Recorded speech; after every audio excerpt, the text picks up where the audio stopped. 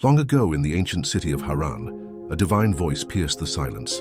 God called a man named Abram, who would later be known as Abraham, setting in motion a plan of grace that would echo through the ages.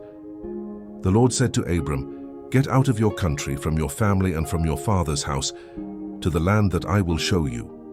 God's voice continued, "I will make you into a great nation. I will bless you and make your name great, and you shall be a blessing." And then came a promise that would change history. "And in you all the families of the earth shall be blessed." Abram's heart pounded at these words. Abram gazed toward the distant horizon, weighing the voice of the unseen God against all he had ever known. He was 75 years old and childless, yet faith ignited in his soul. By faith, Abram decided to obey. He surrendered his doubts and embraced God's call.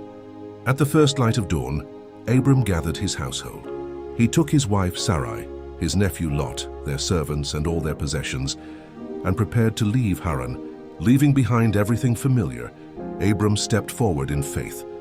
He did not know his destination, yet he believed. Every step into the wilderness was an act of trust in the Lord's promise. After a long journey, Abram arrived in the land of Canaan. He set up camp by the great oak of Moreh at Shechem, a sacred grove in a foreign land. At that time, the Canaanites inhabited the land. Abram was a stranger among them, guided by a promise unseen, in the midst of a people not his own. He trusted the Lord to fulfill his word. Then at Shechem, the Lord appeared to Abram once more, bringing reassurance. God said, "To your descendants I will give this land." In awe and gratitude, Abram built an altar there and dedicated it to the Lord who had appeared to him. Stones were stacked high as a testimony of God's promise.